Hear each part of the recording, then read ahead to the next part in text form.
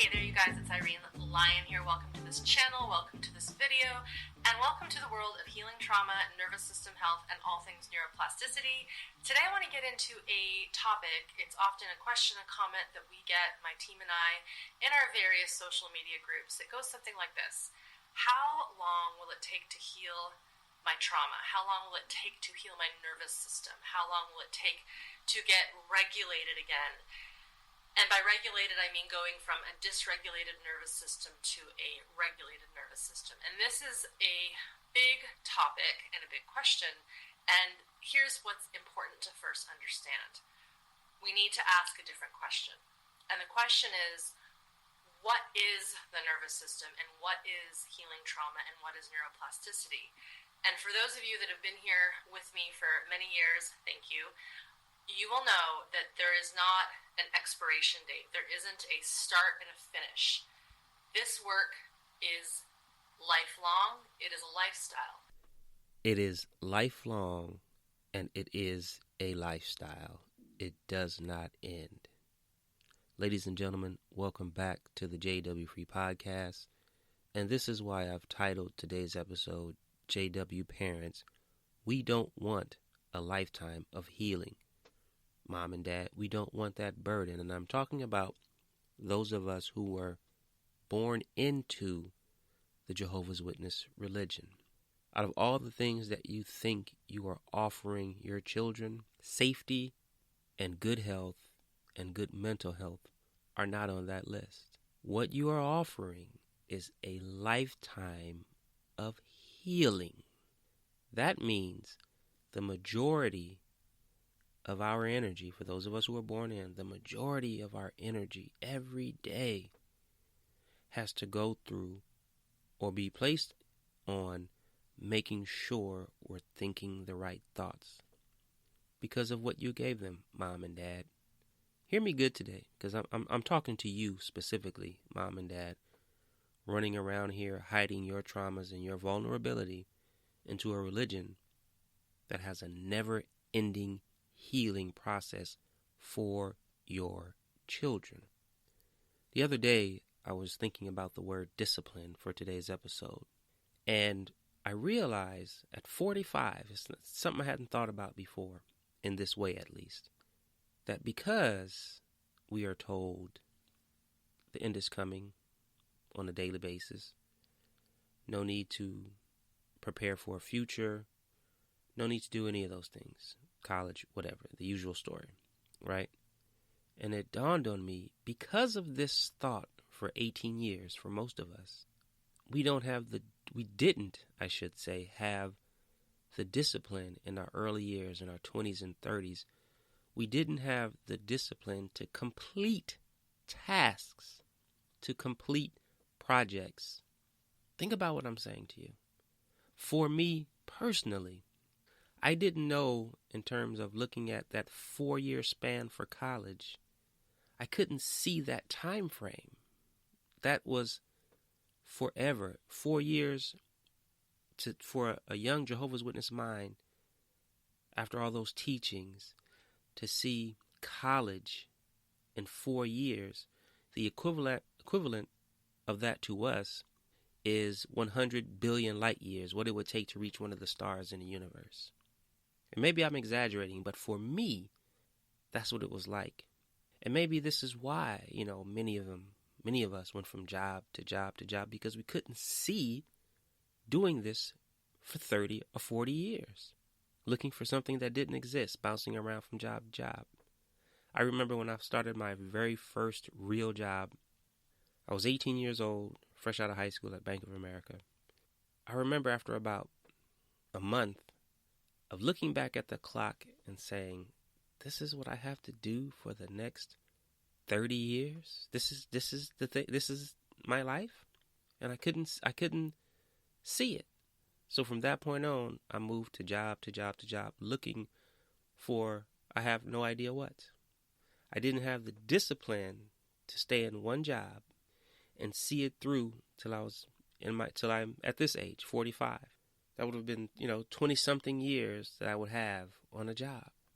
Although those days are over, right? Working a job 20, 30, 40 years, that day is over. I think we were the last generation to be able to have that type of longevity. But I didn't have the discipline or the thought process to know that. Had I been able to envision looking ahead, I would have been able to stay the course. And now I'd be thinking about retire. What am I going to do in my retirement? But I didn't. This teaching warps your sense or your perception of time. And so you lose time. You lose so much time being stuck. You know, there's that fight or flight response. Well, there's one more thing to add to that, and that's fawning, which means you don't do nothing. You just kind of stand there like a deer in the headlights, like, what do I do? Warps your sense of time. And that's the thing that so many of us are so upset about, is all the time that we lost. I remember when 9/11 happened, right? So we're talking just about 20 years ago, 19 years, a few months. And that happened on a Tuesday. And that Friday, I remember having this dream/vision. And in that, whatever it was, I was struggling with something. And I was saying to whoever I was talking to, I can't do it.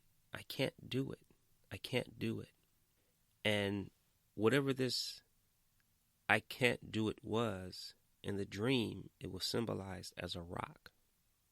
I can't do it. The voice says, yes, you can.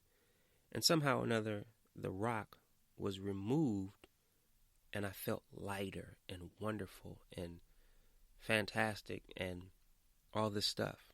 And I woke up. There's more to the dream, but it's too crazy to say to you guys. I'm not comfortable yet in that part of it. But I was able to remove the rock and just forgot about it. It took me another 10 years to figure out the rock was the burden of the Jehovah's Witness organization's teachings. It took another 5, 6, 7, 8 years to start making adjustments based on that understanding. So I lost minimum of 15 years, 15 años, because of this teaching, time lost. And what people don't really talk a lot about, or maybe they do, is that while you're in that funk, that fawning, that insecurity, that not knowing, that hurt, that lost place, the vultures spot you easily. So for those people who grew up in this organization, right, and then, as a child, you had other abuses on top of that, and now you're in the world not knowing what to do, scared to death, time lost, can't see the future, no discipline, self-loathing starting to kick in. What's happening? Now the vultures, human vultures, are circling. These toxic personalities who come in, and there's no truer statement of a wolf in sheep's clothing. They come to you smiling. They come to you, I can help you. Tell me what your issues are so I can help you and we can build a wonderful life and all this kinds of stuff. Only to try and figure out what makes you tick and then start their process of damaging you. Yeah, I'm speaking from experience. That's what Jehovah and the governing body have come up with. Because once you run into these kind of people, because most of the time, the first time it happens to you, you're like, what just happened? What just happened right now? What happened?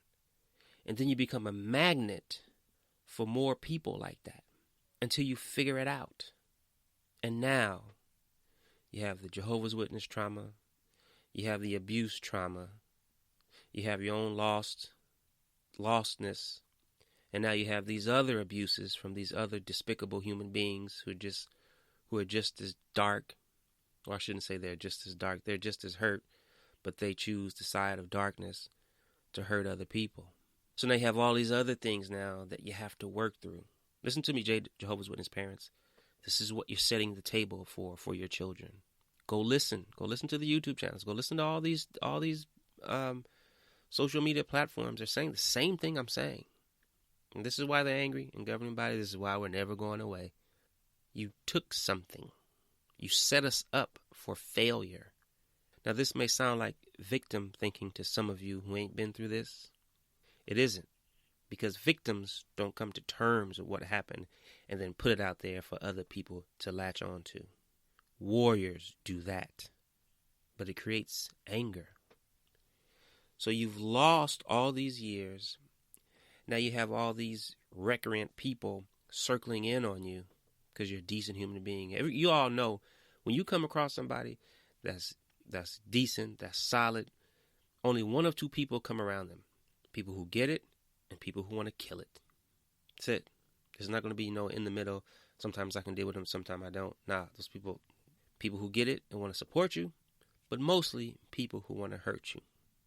And that's why they're mad, because now we got all this stuff before we think about what kind of career am I going to start now that I understand what I need to do? What kind of job am I looking for? What kind of business do I want to start? Before you get to that, because ain't none of that going to be successful. None of it going to be successful until you start figuring out what happened to you and how to heal it. And healing simply means, to me, every day, figuring out a way not to let all that stuff bother you and get in the way of your progress. It's never going away. I'm not going to say everybody, I had the misconception of thinking that, I'll heal it, it'll disappear, and life will be magic. No, that's not what happens. That's why this process is not for everybody. It's only for the strong, not for the weak. No disrespect to nobody. But if you're weak, you're going to stay where you at. And that's why you see the same people do the same despicable stuff over and over, because they realize they don't have what it takes to get out of that dark place. You know I'm preaching right now. You know I am. But those of us who want out of it, we get to it. How do I do this? But it doesn't mean we don't get mad. It doesn't mean we don't have days where, I don't fucking want to heal all the time. I don't want to spend most of my energy on healing. And so people get mad. Then they get on Instagram and bust out a quote or put some information out there for somebody else. That's how we bleed. That's how we bleed. People like us. These life coaches and these counselors and all these people you see talking about how to heal PTSD. How you think they got there? They found the discipline. Thing that we weren't given. The thing we couldn't manage because we were told we don't have to do nothing. Millions living will never die. They found the discipline to get out here and try to do something with the hurt. Weak people will never do this. If you feel offended, hit the stop button. I'm talking to the people who feel me, who hear me, who need it. And then those people who are, especially former witnesses who decided to take this route and to heal this way and to take that and channel it for other people to benefit from it. Some of these people's parents still aren't speaking to them. My parents are deceased, so I don't have that issue. I have other issues with that. Just the other day, I'm not going to, these are all public comments, so you guys can go and see my last post. This young lady said that it's been almost 30 years since she talked to her parents, and you can hear the anger in the writing. Don't even know her, never spoke to her, not even on Zoom. But you can hear the anger in the writing of her saying, I haven't talked to him, and it doesn't matter, I don't need to, I don't even like him. That struck me, I don't even like my parents, is what she said. And they're dealing with that on top of their trauma, on top of the Jehovah's Witness religion, on top of whatever else abuse they experienced in childhood, on top of all these narcissistic, psychopathic, sociopathic personalities running around looking to destroy and crush and maim. And we still got up and said, no, I'm going to find the discipline. I'm going to find the wherewithal to get up and beat that. Make them eat